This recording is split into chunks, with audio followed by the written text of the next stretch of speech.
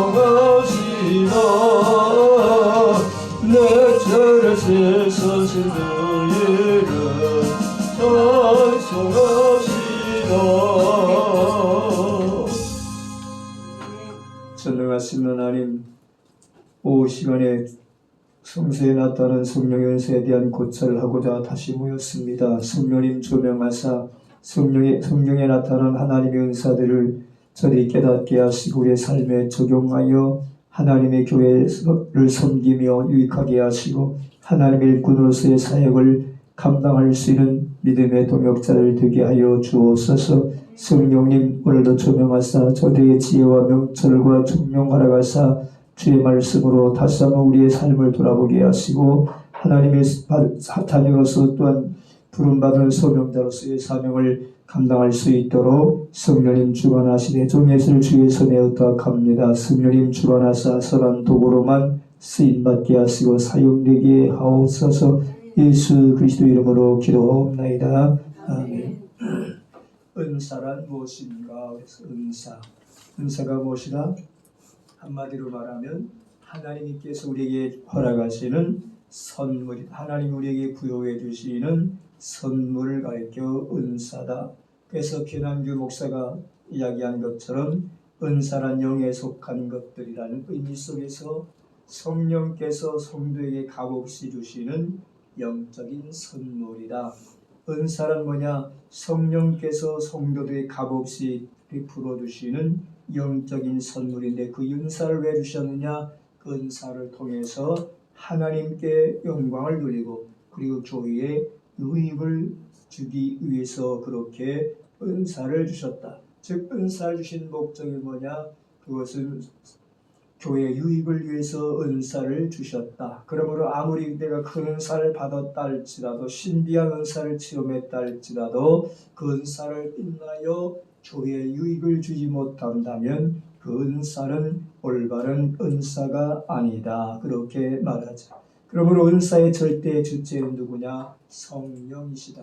그래서 성령께서 원하시는 사람들에게 은사를 주시는데 그래서 은사는 한 가지가 아니라 누구 하나가 독점할 수 있는 것이 아니라 성령은 여러 가지인데 그러므로 하나님의 뜻대로 각 사람에게 은사를 주신다. 그렇게 말하죠. 그래서 고린도 12장 11절에 말한 것처럼 이 모든 일은 같은 한 성령이 행하사 그의 뜻대로 각 사람에게 나누어 주신다. 각 사람에게 성령을 나타내신 까닭은 유익하게 하려 하십니다. 그렇게 말하죠. 그런 의미에서 하나님이 사람들을 부르시고 하나님의 교회 일꾼으로 삼으심에 있어서 하나님의 뜻대로 각 사람에게 그 사람에 합당한 그 사람에게 필요한 은사를 주셔서 자신에게 유익될 뿐만 아니라 교회에 유익을 끼치게 하신다. 이렇게 말하죠. 그러므로 성령의 은사는 성령이 주시는 또 다른 재능들을 의미할 수 있는데 이것을 영적 재능이다. 그렇게 말하죠. 그러므로 은사란 단어 속에는 하나님께서 값없이 주시는 선물 곧 은혜의 선물인데 이것을 줄여서 우리는 교회에서는 흔히 말하기를 은사라 그렇게 말하죠. 그러면서 기도 많이 하고 또 은사를 체험한 사람들을 걸어서 우리는 은사자다 그렇게 말하죠. 은사자. 그런데 이 은사자라고 한 말은 모든 사람이 그런 의미에서 각 사람의 필요에 따라서 은사를 주셨기 때문에 어떤 특정한 사람에게만 은사자다 그렇게 칭송하며 그를 높일 이유가 없음을 여기서 우리에게 말하죠. 모든 사람들이 각자 하나씩은 하나님께서 재능을 따라 은사를 주셨다 그렇게 말하죠. 그래서 우리 사람들은 은혜 받는 것도 성격 따라 받는다 그렇게 말하죠. 성격이 불같고 성격이 갈갈한 사람은 그 나름대로 불같던 성령이 임하고 성격이 온유하고 조용한 사람은 비둘기 같은 성령이 임한다. 이슬 같은 성령이 임한다. 그렇게 우리 사람들은 말한다. 다시 말해서 하나님은 그 사람의 성격 따라서 은혜도 주시고 은사도 주셨다. 그래서 옛날에 붕사를 치고 과거에 깡패 출신 아닌 사람이 없다고 말하죠. 다 과거에 난 주먹쓰기 해도왔고 뭐 깡패 노릇을 했고 이렇게 이야기하던 사람들이 예수 믿고 변하여 위대하게 하나님의 사람으로 불같이 쓰임받는 그러한 모습을 보게 되어지죠. 어쨌든 하나님은 각 사람의 필요에 따라 각양 은사를 나누어 주신다. 그러므로 은사는 하나님이 주시는 선물인데 나에게 유익과 더불어 교회 유익을 주시기 위한 것이다. 그러므로 성령의 특별한 은사는 특별한 사람에게만 부여지는 것이 아니라 누구든지 예수를 그리스도로 고백하고 진심으로 회개하는 모든 사람에게 주어진다.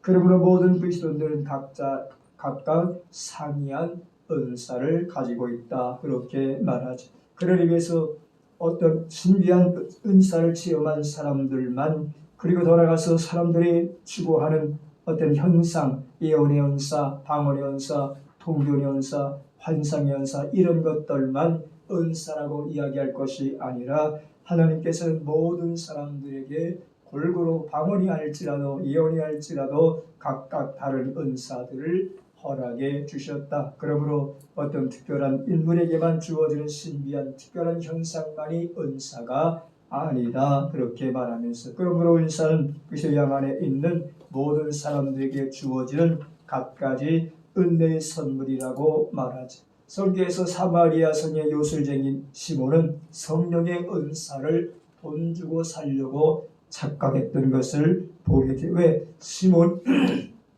베드로가 성령이 충만해서 손을 얹고 기도하면 병든 자가 낫는 것을 보고 나도 그 성령을 내가 사서 누구에게 안수하든지 병이 낫으면 좋겠다. 그래서 그것을 인하여 내가 돈을 벌면 좋겠다. 그런 사고와 생각을 가지고 성령을 돈으로 살 줄 생각했다. 그렇게 말하죠. 그러므로 성령을 값없이 보시고 하나님의 은혜에도 불구하고 이 시몬이라고 하는 사람은 성령을 대가를 지불하고 돈을 지불하고 살 줄로 착각했다. 그렇게 말합니다. 이러한 현상들이 오늘날도 교회 안에는 있게 되어진다라고 말하죠.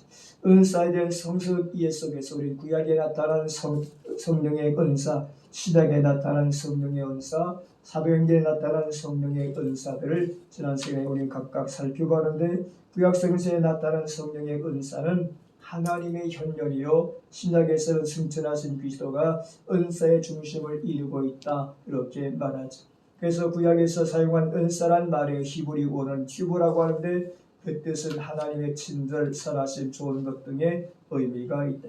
신약에서 사용된 은사란 말의 헬라어 단수는 카리스마, 복수는 카리스마타라고 하는 뜻인데 거저 주시는 선물, 부여된 은총, 그리고 은혜로운 선물, 특수한 능력 등이다. 그렇게 말하죠. 그러므로 성서에 나타난 성령의 은사는 교회의 덕을 위하여 성도들에게 주어지는 영적 선물일 뿐만 아니라 각각 개인들에게 주어진 직분을 의미할 수도 있다. 그렇게 말하죠. 그러므로 구약 성서에 나타난 성령의 은사들 가운데서 어떤 때는 선지자를 통해서, 다른 때는 사건들을 통해서, 어떤 때는 표적과 이사를 통해서 하나님의 영이 계시되었다. 그렇게 말합니다. 그래서 구약의 선지자를 하나님이 세우시고 그들이 꼭 고백하는 것인데 성령이 내게 임하여 하나님의 신이 나를 감동하여 그렇게 말하죠. 하나님의 신의 감동을 따라서 그들이 예언도 했고 그들이 표적도 행했고 기사도 행했다. 그렇게 말하죠. 이처럼 성경에서 그들이 받은 은사 가운데, 그러므로 구약성서에 나타나는 은사들 가운데 예언의 은사가 있었다. 그렇게 말하죠. 물론 구약에서 말하는 예언의 은사를 일컬어서 하나님의 영은 예언자의 직책과 특별한 연관이 있었다. 그렇게 말하죠. 이것을 일컬어서 우리 현대를 살아가는 사람들, 영적으로 예언 은사 받은 자에게 가서 받는 그러한 예언이 아니라 여기서 말하는 예언은 하나님께서 구약의 선지자들에게 말씀을 주시고 그 말씀을 받아서 선포하는 것을 예언이다. 그렇게 말하죠. 그러므로 여호와의 영이 사울에게 임할 때 그는 선지자의 사들 사이에서 예언했다라고 그렇게 말하죠. 에스겔 선지자도 예언의 가운데서 가장 크게 쓰임받았는데 그것은 그의 여호와의 영이 그에게 가장 충만하여 여호와의 말씀을 받아서 증거했다. 그렇게 에스겔 11장에서 기록하고 있는 것을 보죠. 이사야 선지자도 여호와 영이 임함으로 예언자가 되었고 이스라엘 백성들의 위로와 약속의 메시지를 증거하는 자가 되었다.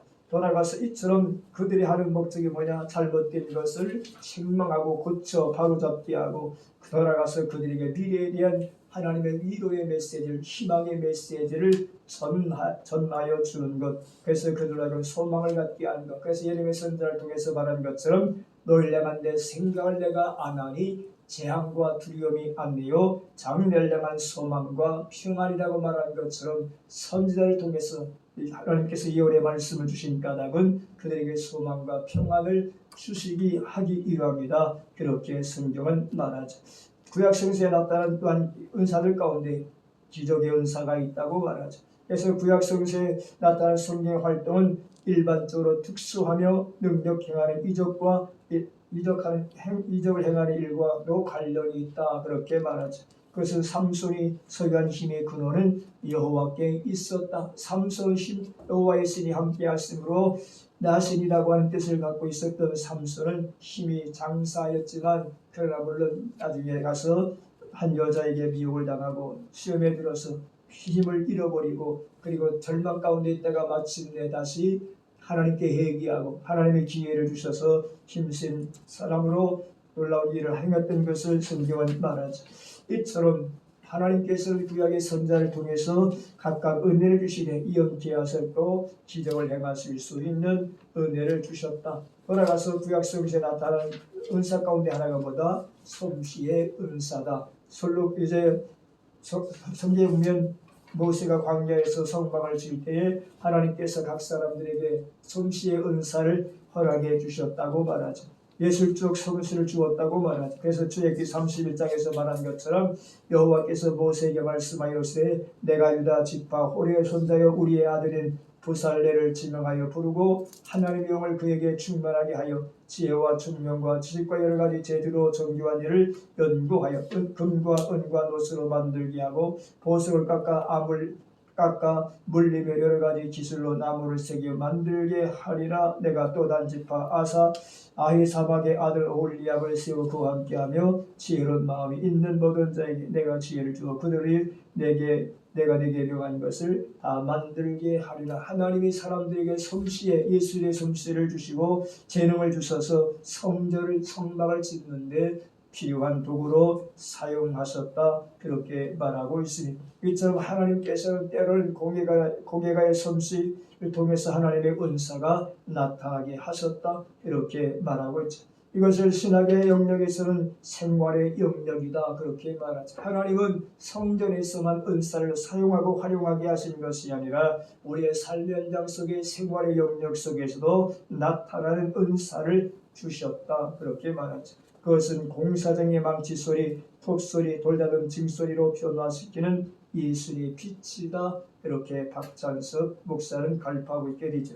성령께서는 그러므로 일상적인 생활의 한복판에 임재에 있어서 그의 은사로 인간에게 여러 가지 재주를 주셨으니 꼭 강단에서 설교하는 설교자에게만 은사를 주신 것이 아니고 서대에서 말씀을 연구하는 신학자에게만 은사를 주신 것이 아니고 교회에서 직분을 맡은 사람들에게만 성령의 능력과 은사를 주신 것이 아니라 기계를 돌리는 기술자, 그림을 그리는 화가, 기계공이나 석공, 그리고 노동자들이나 농민들 누구나 할 것 없이 모두 다 성령 안에서 하나님을 섬길 수 있으며 성령의 특별한 은사를 받고 주의 몸된 교회를 섬기며 교회 성장을 위해서 공헌할 수 있다. 그렇게 말하죠. 다시 말해서 어떤 직분자들만 교회 발전을 위해서 공헌하는 것이 아니라 모두가 누구나 다 주신 재능을 따라서 교회 성장과 발전을 가져올 수 있다. 그렇게 말하죠.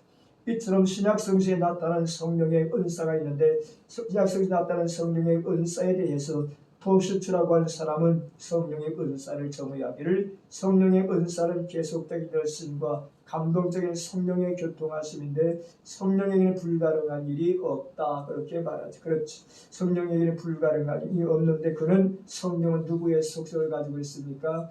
동일한 하나님의 속성이죠. 똑같은 성삼위 하나님, 그래서 똑같은 삼위 중에 한 분이신 하나님이신데 그러므로 성령에게는 불가능한 일은 없다.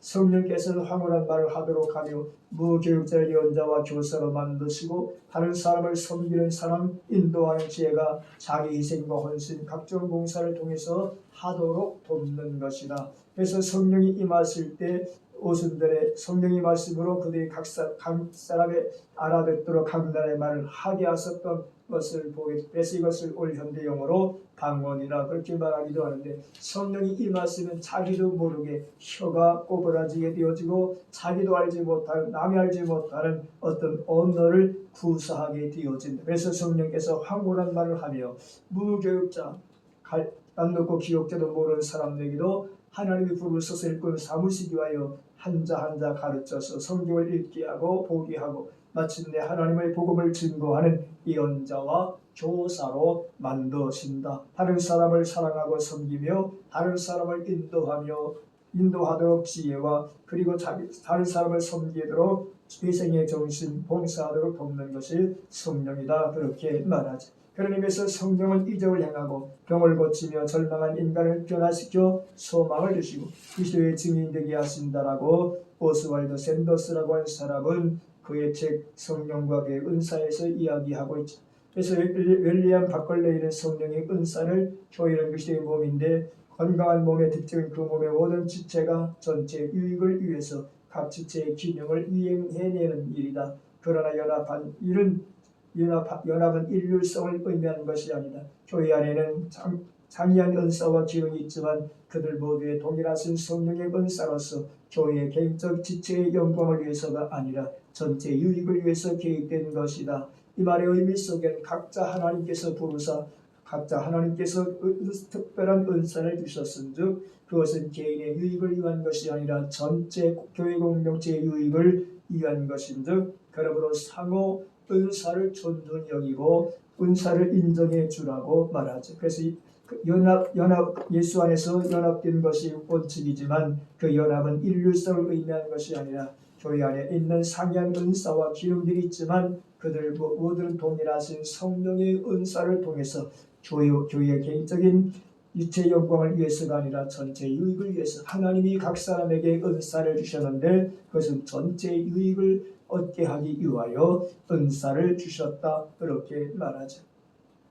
그런 의미에서 은사를 인정해 주는 것, 내가 받은 은사만이 전부가 아니고 다른 사람이 받은 은사는 하찮게 여기는 것이 아니라 내가 받은 은사가 다르고 다른 사람이 받은 은사가 다를진데 그 은사들을 존중히 여기고 그리고 인정해 주면서 서로 섬기는 가운데 서로 하나가 되어 교회의 유익을 끼치게 하라. 그렇게 말하지. 그런 의미에서 박찬선 목사는 성령의 은사의 의미를 은사는 은혜의 선물이라고 하는 뜻으로 바울이 로마 교회들에게 신령한 은사를 나눠준 것으로 이야기하고 있게 되는데 내가 너희 보기를 간절히 원하는 것은 어떤 신령한 은사를 너에게 나눠주어 너희를 견고하게 하려 함이니 따라서 고린도 교회에 은혜의 선물을 부족함이 없게 받았으나 더 큰 은사를 사모하고 탐구하고 있는 것을 통해서 이제 박찬선 목사는 성령의 은사를 하나님의 선물이다. 그렇게 말하죠.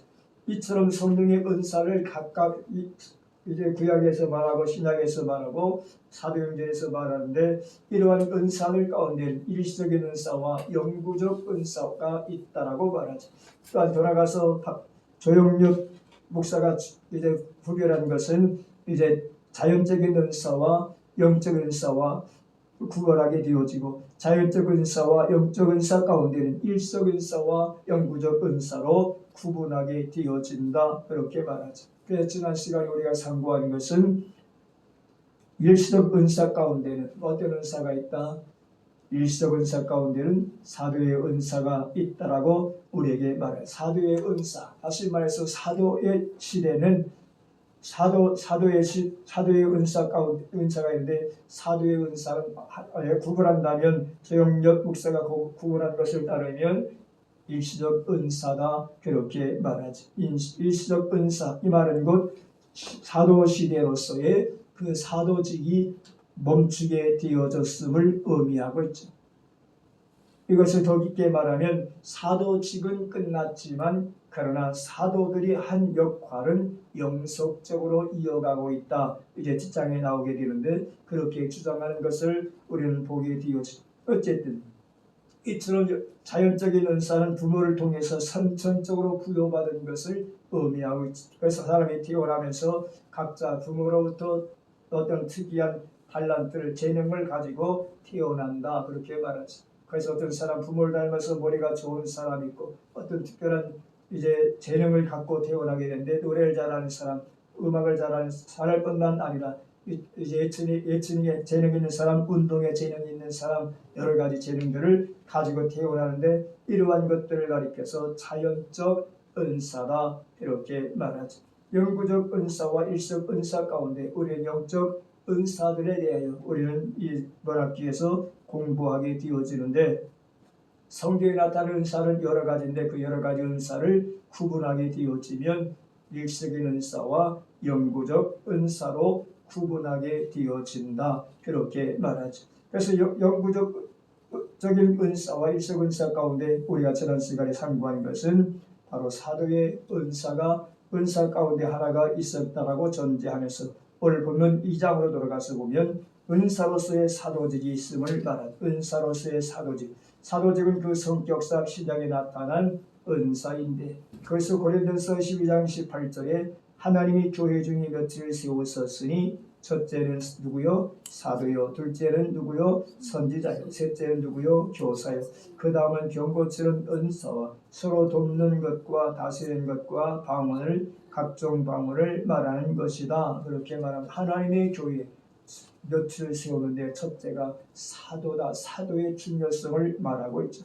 에베소 4장 11절에도 그 어떤 사람은 사도로 어떤 사람은 선지자로 어떤 사람은 복음 전환자로 어떤 사람은 목사와 교사로 삼으셨으니 여기서 사도가 가장 중요한 은사로서 선언되어 있다. 그렇게 말하죠. 그러므로 사도들은 선지자나 교사나 이적을 행하는 이들로부터 구분되어진다. 그렇게 존 월부어드는 이야기하고 있게 되어지는데 여기서 사도들의 사역에 관해서 오순절 이전과 오순절 또한 이후로 구분할 수 있다고 말하죠.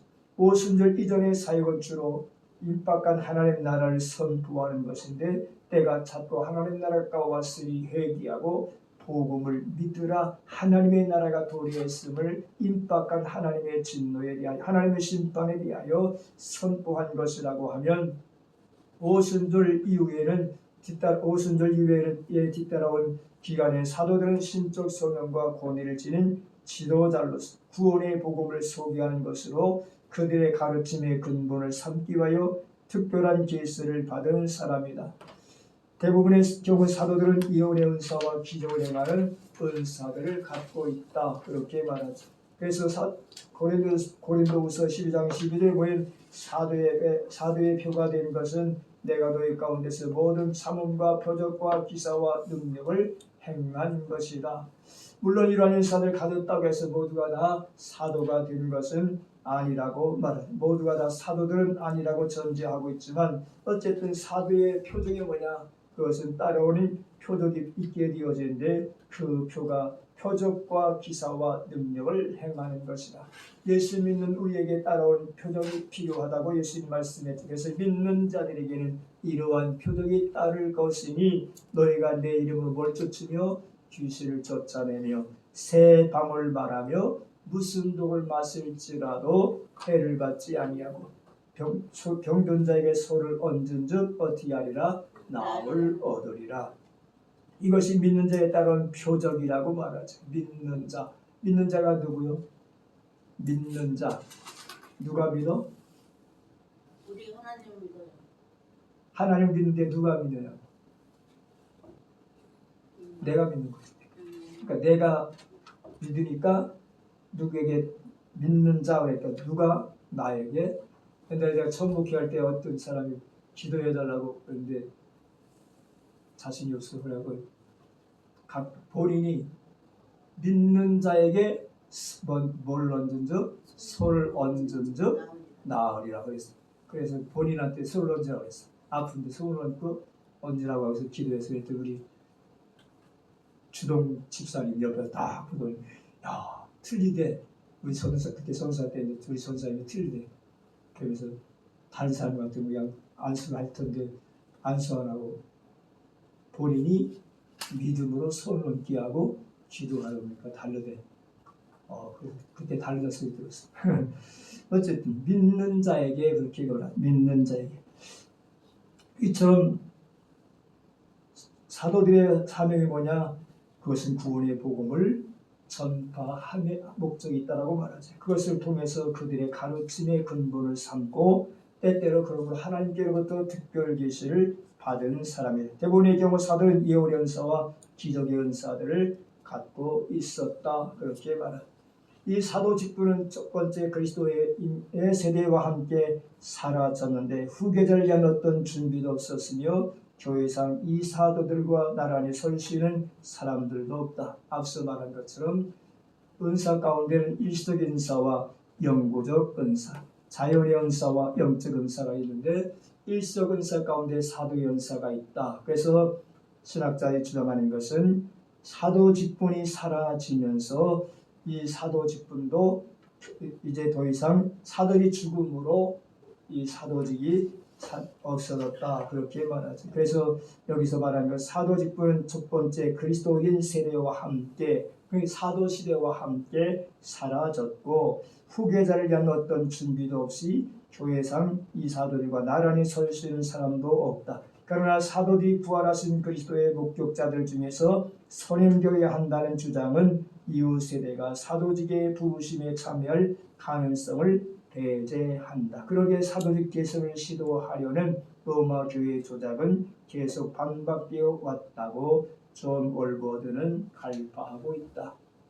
즉 우리는 사도가 아니라 목회자들 사도가 아니라 사도적 일을 행하는 계승하여 행하는 사람이다. 그렇게 말하지. 뒤에 가면 나오는데 오늘 목회자들을 교역자들을 사도라고 흔히 말하는데 그것은 초대교회 사도들이 가졌던 그 직이 아니고 그들이 행했던 말씀을 가르치고 인도하는 그 역할을 우리 시대의 목회자들이 하고 있는 것이다. 그러나 초대교회 사도들은 그들이 세상을 떠남으로 없어졌고 그들을 대체할 만한 어떤 사람, 그들과 나란히 설 수 있는 사람도 없는데 로마 천주교에서는 자기들이 사도들의 계승, 사도직의 계승을 받았다. 그렇게 말하죠. 그래서 그것은 잘못된 것이다. 그렇게 주장하고 있습니다.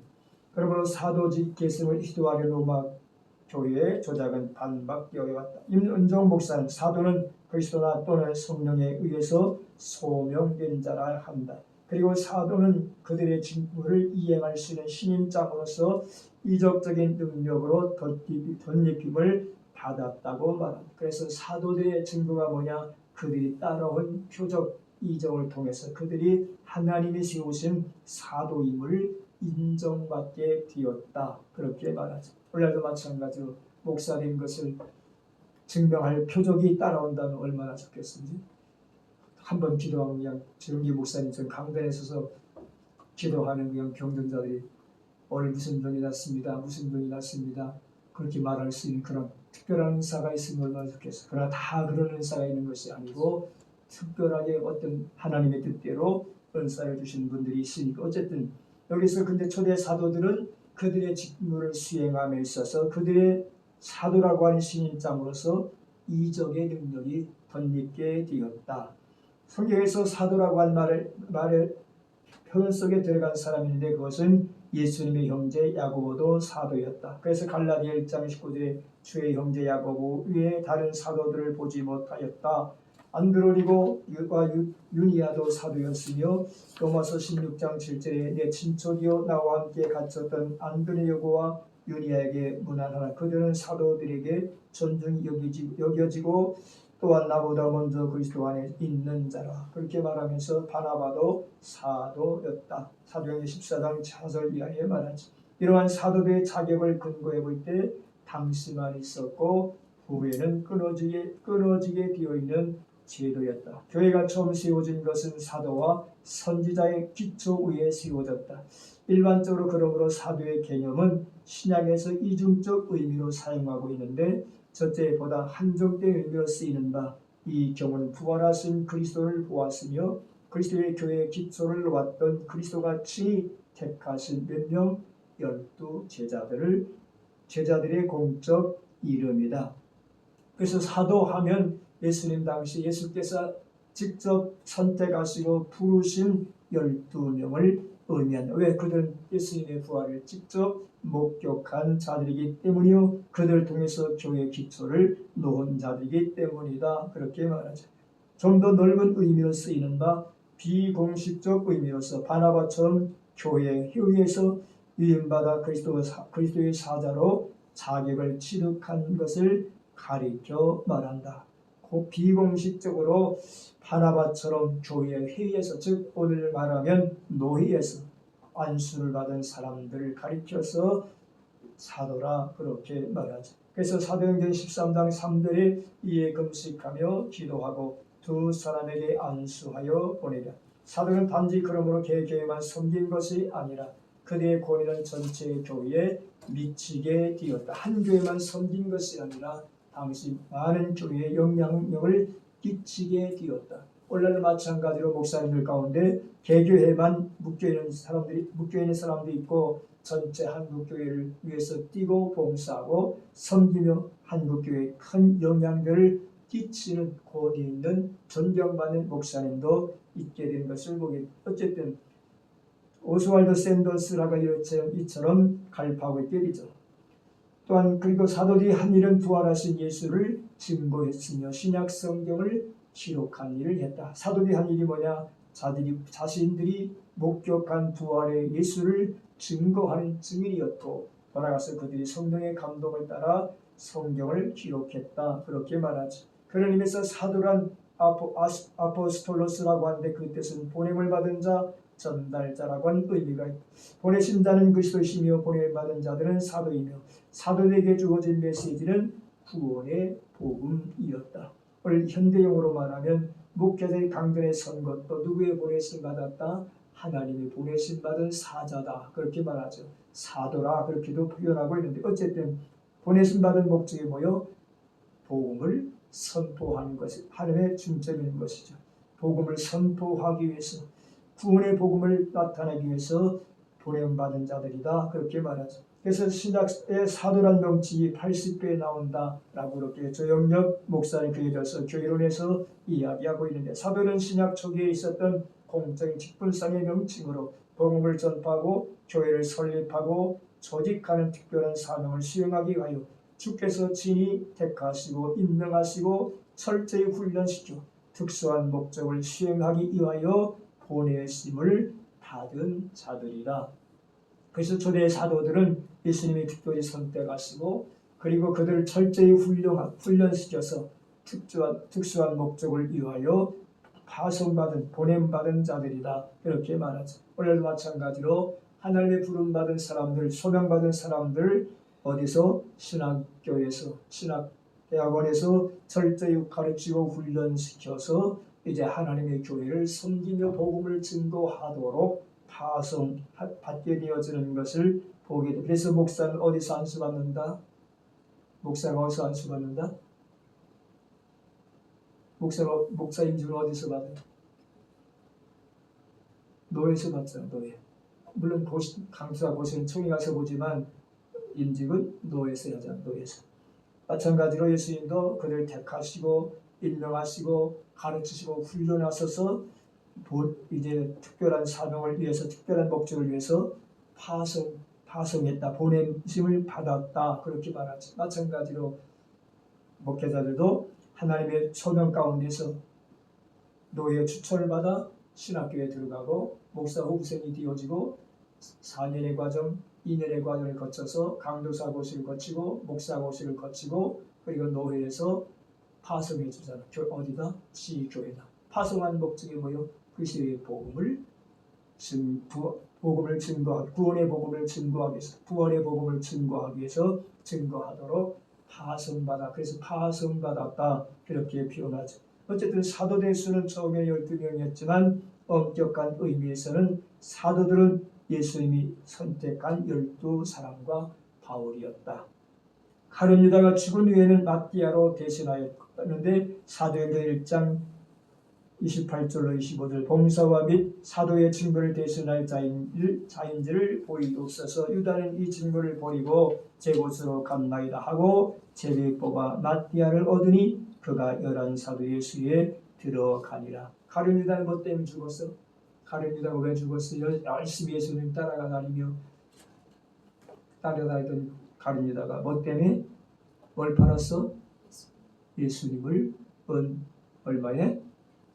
30에 팔죠. 은 30에 팔고 스스로 양심의 가책을 느껴서 양심의 가책을 느끼는 자와 회개한 자가 다르다 그랬어요. 베드로도 예수님을 똑같이 부인했어. 근데 다구름 소리와 함께 내가 나를 부인하리라 이 말에 양심의 찔림을 받고 그 말씀이 생각나서 통곡하며 회개했죠. 그죠? 그러나 가룟 유다는 자책은 느꼈으나 양심의 가책을 느꼈으나 회개하지 않냐고 스스로 목매달아 죽게 되어지는. 그래서 자책과 회개는 다르다. 그렇게도 말합니다. 어쨌든 여기서 가룟 유다는 죽은 후에 그를 대신하여 마띠아로 제비 뽑아서 선택해서 11사도의 수에 들어갔다.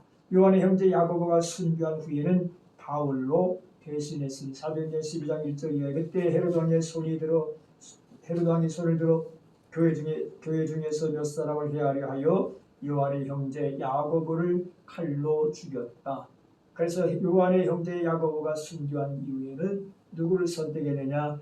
바울이 그를 대신하여 사도가 되었다. 그래서 갈라디아 1장 1절에 나는 사람에게서 난 것도 아니요 사람으로 말미암은 것도 아니요 오직 예수 그리스도와 그를 죽은 자 가운데서 살리신 하나님 아버지로 말미암아 사도된 바울이다. 그렇게 말하죠. 이것을 교육자들이 가져야 될 금지요 자부심이다. 그렇게 신학께서 많이 가르치죠.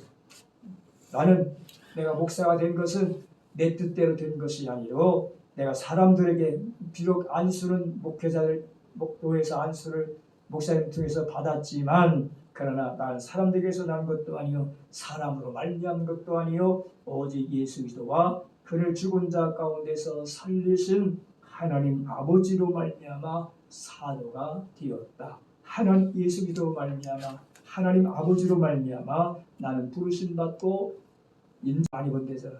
장로들의 눈치 안 보면 뭐가 줄어들어? 네? 뭐와 관계 있어? 뭐와 관계 있으니까 장로님들의 눈치를 잘 봐야 되고 장로님의 귀를 잘 맞춰야 되고 뭐 저기 한 분들이 있대. 그래서 명절 때가 되면 장로님들 찾아가서 세배하는 목사님들이 있대. 근데 어떤 목사님은 그건 잘못된 거다. 장로들이 목회자한테 찾아와서 세배해야 하는 것이 올바른 것이다. 올바른 것이 있는 것까지는 할 수 없겠지만 어쨌든 서로 상호간에 교회를 섬기는 똑같은 직임자로서 직분자로서 섬김에 있어서 서로 존중해야 되는데 그런데 그런 경우가 이제 그래서 교회 안에 파벌 있잖아. 목사파, 장로파, 부모파, 원로파. 이 교회 안에 그러한 알력이 생기면 교회가 시끄럽게 되어지고 문제가 발생되어지는. 어쨌든 우리는 하나님의 부름받은 하나님의 자녀요 하나님의 부름을 받고 소명받은 하나님의 소명자임을 인식해야 될 것을 여기서 강력하게 말하죠. 사람들에게서 난 것도 아니요 사람으로 말미암은 것도 아니요 오직 예수 그리스도와 그를 죽은 자 가운데서 살리신 하나님 아버지로 말미암아 사도가 된 바울이라 그렇게 말하죠.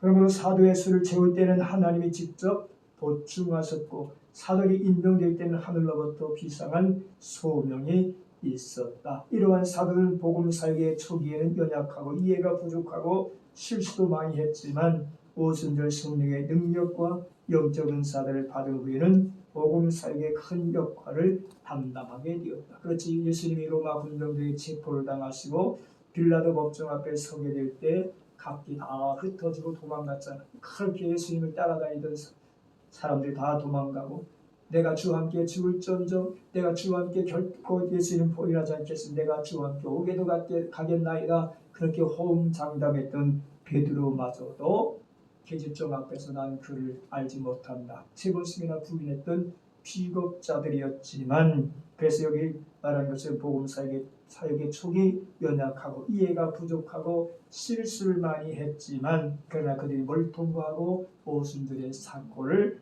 통과하고 나서 힘있게 성령의 능력으로 영적 은사를 받아서 부인했던 예수를 증거하면서 너희가 십자가에 못 박았으나 그걸 하나님이 죽은 자 가운데서 살리셨다.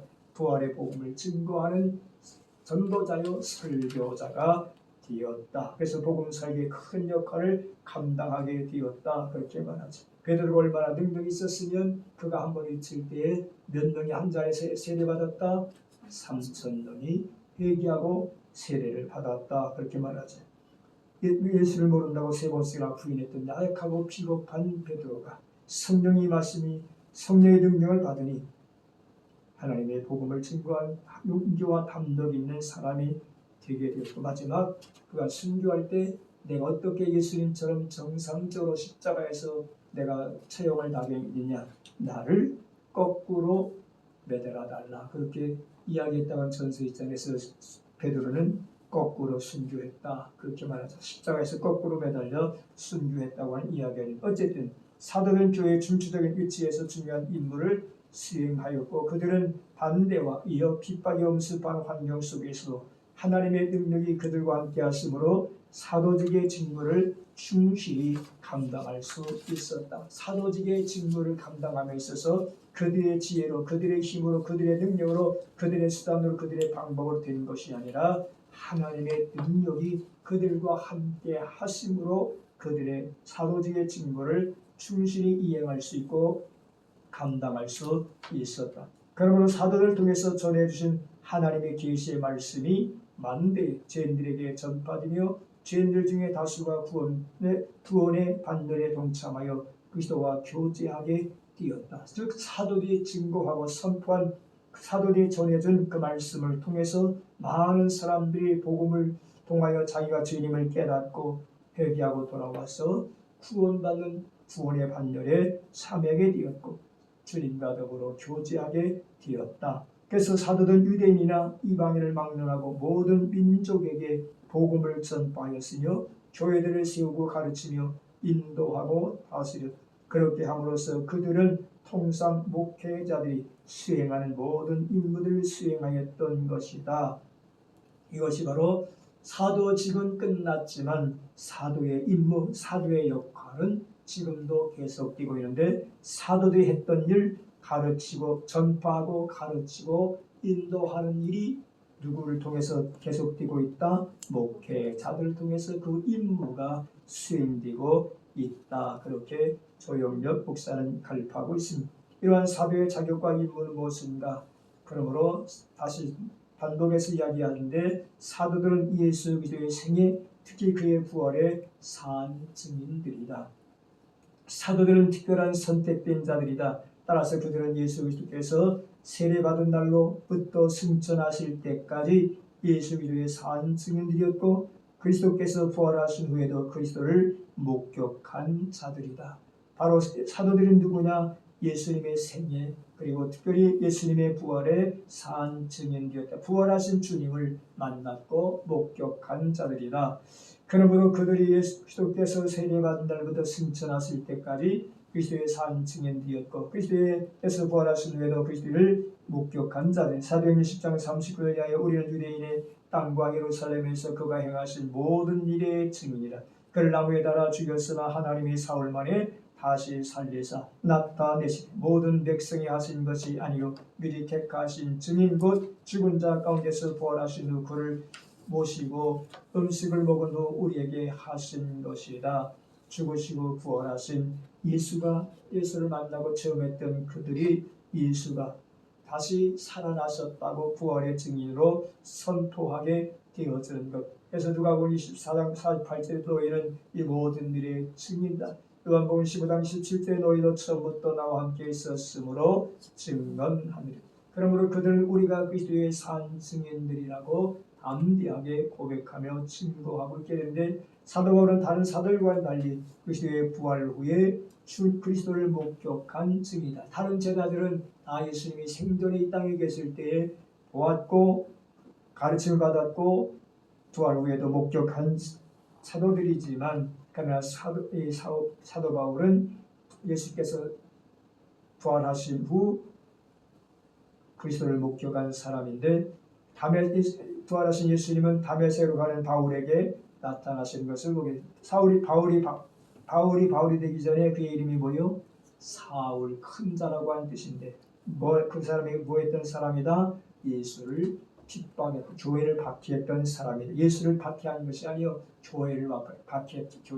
교회를 핍박하고 교회에 다니는 사람, 예수 믿는 사람을 잡아주기 앞장섰던 그러한 사람이었는데 그가 어느 날 다메섹으로 이제 예수 믿는 사람을 잡기 위해서 가고 있는 중에 나타나게 되는 것을 성경 말하죠. 그래서 고린도전서 15장 8절에 맨 나중에 만삭 뛰지 못하여 난 자 같은 나에게도 보이시다. 부활하신 예수님께서 이 바울에게 만나 주셨음을 고백하면서 맨 나중에 만삭 뛰지 못하여 난 자 같은 나에게도 보이셨다.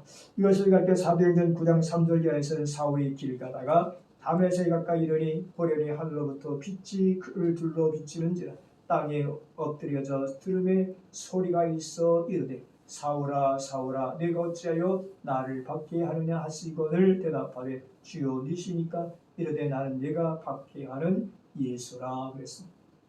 큰 빛이 임하고 그 빛 앞에 엎드렸더니 하늘에서 소리가 들리기를 사울아 사울아 네가 어찌하여 나를 박해하느냐 했습니다. 직접 이 사울이라는 사람은 예수를 보고 예수를 박해한 것이 아니고 누구를 박해했다? 교회를 박해하고 예수 믿는 사람을 박해하고 핍박했다. 그래서 여기서 사람들은 교회를 핍박하는 것이고 누구를 핍박하는 것이다? 예수를 핍박하는 것이고 예수 믿는 성도를 박해하고 핍박하는 것이고 누구를 박해하고 핍박하는 것이다? 예수를 박해하는 것이다. 그렇게 말하죠. 그래서 교회를 무너뜨리는 것이 곧 하나님을 대적하게 되어진다. 그래서 흔히들 말하기를 교회를 박해하고 핍박하고 잘 되는 사람이 없다. 그런 말을 하게 되는 것을 우리는 보게 어쨌든 여기서 사울이 이러한 빛 앞에서 엎드려지고 주님의 음성을 듣게 되어지며 어찌하여 네가 나를 박해하느냐 그러한 음성을 듣게 되어지고 이제 거기서 새 사람으로 변화되는 이 사울의 모습을 보게 잠시 이제 눈이 어둡게 되었다가 아나니아라고 하는 사람을 통해 안수를 받게 되어지고 비늘이 벗겨 눈이 열리게 되어지며 이제 그는 광야에서 훈련받게 되어지고 위대하게 쓰임받는 사도가 되어지는 것을 우리는 보게 되죠. 이처럼 사도의 자격은 그리스도께서 직접 인정한 자이며 그는 그리스도의 죽음과 부활에 선택된 증인들 모든 사도들 그리스도께서 부활하신 후 그리스도를 직접 보았거나 직접 말씀을 들었거나 직접 만나 보았거나 주님같이 먹고 마셨거나 한 일들이 있는 그리스도의 부활의 목격자들이요 산 증인들이다. 그렇다고 역사적 예수를 보았거나 부활하신 그리스도를 목격한 사람들이라고 해서 다 사도가 되는 것은 아니라고 전제하고 사도는 예수 그리스도로부터 사명을 직접 받은 자들이다. 그래서 종교개혁자 칼빈은 사도 목사의 직분이 무엇인가 해서 주님은 사도들에게 복음을 설교하고 사제를 믿는 자들에게 세례를 베풀라 명령하셨으니 이것이 바로 교회 사역이죠. 복음을 전하고 그 복음을 깨닫고 돌아와서 나 예수 믿겠습니다 회개하는 사람에게 성부와 성자와 성령의 이름으로 세례를 베푸는 일 이것이 바로 교회가 해야 일이고 목회자에게 주어진 사명인데 그래서 마태복음 28장 19절 그러므로 너희는 가서 모든 족속으로 제자를 삼아 아버지와 아들과 성령의 이름으로 세례를 베풀고 그리고 나아가서 주님은 주의 몸과 피의 증표를 배포하라고 명령하셨다. 주 그리스도의 몸과 피를 상징하는 것을 배포하라 명령하셨으니 누가복음 22장 19절 이하에 또 떡을 가져 감사기도 하시고 떼어 그들에게 주시며 이르시되 이것은 너희를 위하여 주는 내 몸이라 너희가 이것을 행하여 나를 기념하라 하시고 저녁 먹은 후에 잔도 이와 같이 하여 이르시되 이 잔은 내 피로 세운 새 언약이니 곧 너희를 위하여 붙는 것이라. 그래서 우리 개신교에서는 성찬할 때 기념서를 주장합니까? 뭘 주장해요? 나를 어떻게 하라? 기념하라. 그래서 기념설이라. 예수님의 살과 예수님의 피를 기념하는 것이다. 그렇게 그래서 기념설을 주장하는 반면에 부교에서는 화채설을 주장한다. 그래서 화채설이 뭐냐? 신부가 축사하면 이것이 곧 예수님의 피가 되고 예수님의 몸이 되어지는 것이다. 그렇게 말하죠. 어쨌든 우리는 예수님의 몸과 피의 증거로서 예수님의 몸과 예수님의 피를 나누도록 누구에게 위임하셨다? 사도들에게 위임하셨다.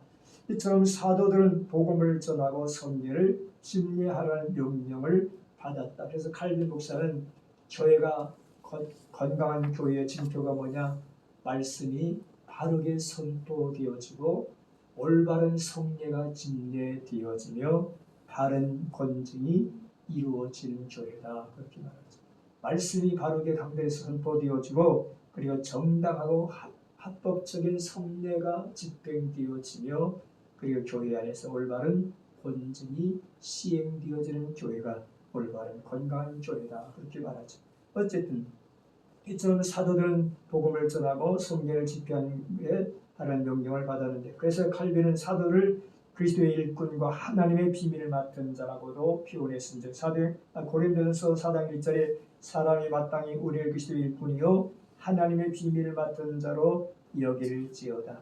그리고 감독은 바른 교훈으로 권면하고 거스려 말하는 자들을 책명해야 한다고 말하고 있는데 디도서 1장 9절에 윗분 말씀의 가르침을 그대로 지켜야 하리니 이는 능히 바른 교훈으로 권면하고 거슬러 말하는 자들을 책망하게 하려 함이라. 이처럼 복음을 전파하고 성례를 집례하는 것이 사도와 목사의 직분을 증거한다고 칼빈은 기독교 강요에서 이야기하고 있습니다. 그래서 복음을 전파하고 성례를 집례하는 것 이것이 사도들이 해야 되는 일이고 사도들의 그 직분을 이어받은 목사의 직분이다. 그렇게 말하죠. 사도는 일석은사이기 때문에 사도 시대가 끝났지만 그러나 그 직분만은 그 명령만은 계속해서 목사가 이어가고 있다. 그렇게 말하죠. 그래서 따라서 사도는 그리스도의 사역을 수행하기 위해 인간의 간섭이나 제지 없이 그리스도에 의하여 보냈음을 받은 자들이다. 그러므로 마가복음 3장 14절에 이에 열두를 세우셨으니 자기와 함께 있게 하시고 또 보내사 전도도 하며 누가복음 6장 13절에 밝음의 그 제자들을 부르사 그 중에서 열두를 택하여 사도라 칭하셨으니 그렇게 말하고 갈라디아 1장 1절에 사람에게 난 것도 아니요 사람으로 말미암은 것도 아니요 오직 예수 그리스도가 그를 죽은 자 가운데서 살리신 하나님 아버지로 말미암아 사도된 바울이다. 그렇게 말하면서 사도들은 인간의 간섭이나 제지 없이 오직 예수 그리스도의 보내심을 받은 자로서 전도하게 하시려고 복음을 증거하게 하시려고 그들을 선택하여 보냄받은 자들이다. 그러므로 예수께서 그에게 말씀하실 때 아버지께서 나를 보내신 것 같이 나도 너희를 보내노라. 요한복음 20장 21절에 기록하고 있은즉 그러므로 사도의 사명은 자신을 부르신 그리스도의 소명을 수행하는 것이다. 나를 부르신 부름에 응답하여 나가는 것이 바로 사도들의 사명이다. 그렇게 말하죠. 마찬가지로 주의를 하고 있는 하나님의 사람들, 강단을 섬기고 있는 목회자들도 분명 나를 부르셨다고 하는 소명감과 나에게 어떤 일을 맡기셨다고 하는 사명감이 필요하다. 그렇게 말하죠. 즉 소명의식이 없을 때 막연하게 신학교 가면 뭐한다, 목사가 되면 뭐한다 하는 그런 사명의식이 없이 하나의 직업의식으로 선택되었다면 목회와 가정 속에 주의 일을 함에 있어서 어려움과 고난이 있을 때 힘들게 되어질 뿐만 아니라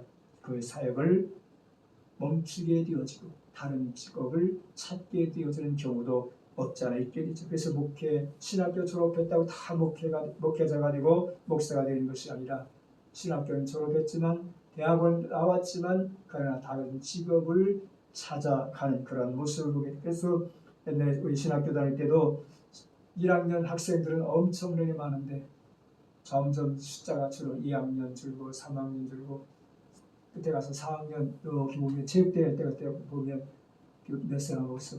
그래서 사람들이 그러잖아. 은혜 받고 불탈 때는 나 목사가 되겠다. 신학교 뛰어들었다. 그래서 1학년 때는 목사, 2학년 뒤면 장로, 3학년 뒤면 집사, 4학년 뒤면 평신도 이렇게 전락 뛰어진다. 왜? 교회에서는 은혜 충만, 말씀 충만 막 강조하는데 신학교 가면 이론적으로 가르치니까 뭐 아무개 신학자가 어떻고 뭐 어떻고 하면 이론적으로 딱딱한 교리만 가르치고 불러보려 안 찾으니까 물론 나름대로 체풀 시간에 기도도 하고 하지만 그건 어쨌든 그래서 신학교가 불 끄는 소방수라고 하는 그런 이야기도 옛날에 있었는데 어쨌든 여기서 무엇을 말하느냐 사도라고 하는 이들은 분명히 하나님의 보내심 받았다고 하는 소명가짐을 가지고 그들의 일을 수행했다라고 하는 것을 의미하고 있다. 돌아가서 사도들은 특별계시 하나님의 말씀을 전달하는 도구들이었다. 여기까지 하고 싶습니다.